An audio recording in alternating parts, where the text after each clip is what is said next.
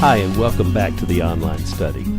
We're still in the lighting section of the test specifications, but now we're on to Section G. Section G says, select the appropriate filter for color correction of the light source. Now there's one item on this section that will appear on the exam, one question and one question only.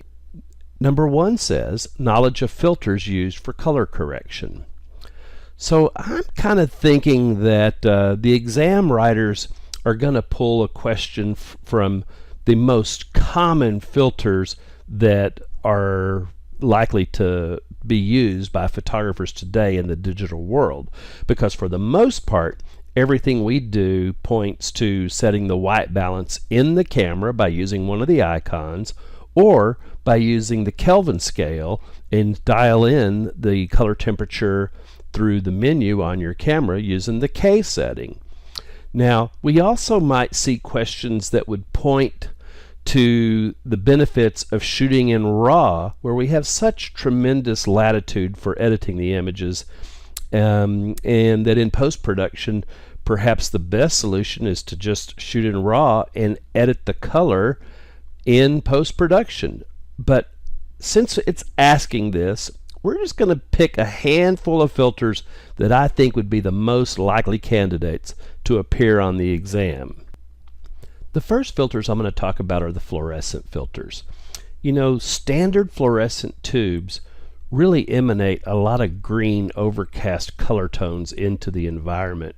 So in order to correct that green overcast, we would use an FLD filter, or fluorescent to daylight.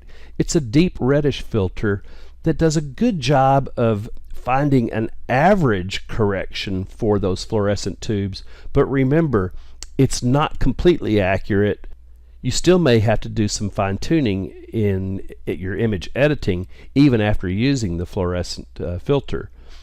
The other type of fluorescent tubes that we often run into are fluorescent tubes that are on the warmer side. They tend to want to mimic the tungsten bulbs because people sometimes in their home like a more warmer light.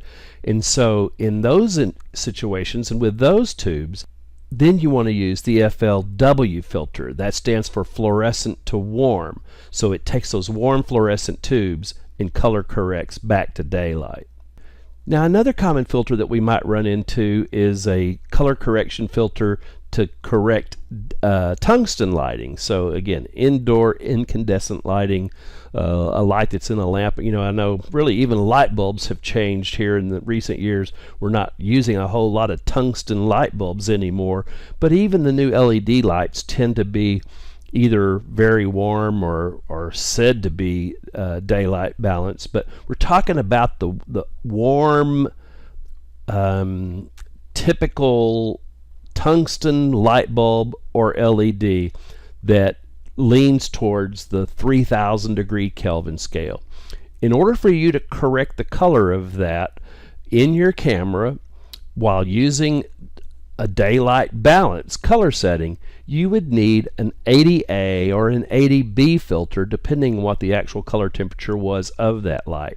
It's a deep blue filter that will correct the orange cast that you see and balance that back to natural colors or back to the daylight balance. Now you can also gel the lights and turn the tungsten lights or the tungsten color of the lights back towards daylight by using a color to blue gel. This would be a large acetate gel that you would either cut down to size or cover the light source in order to turn that yellow light source into a daylight balanced light source. So you're either going to correct in the camera with an 80A or an 80B, or you're going to correct the light source with a color to blue. There are also a class of filters known as warming filters that are designed to help correct the bluish overtones that you sometimes encounter on cloudy days or heavy overcast days. Those filters are known as the 81A, 81B, and 81C series. Finally, let's talk about a filter that is quite popular among photographers who use a lot of flash indoors.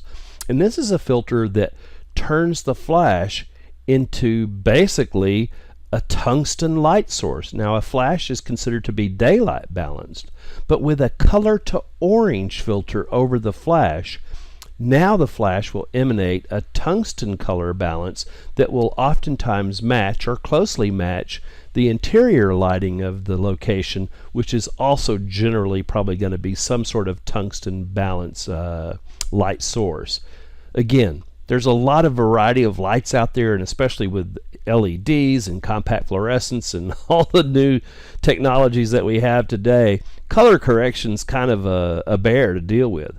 That's why I think for the most part you can use these filters and it's important to know about them.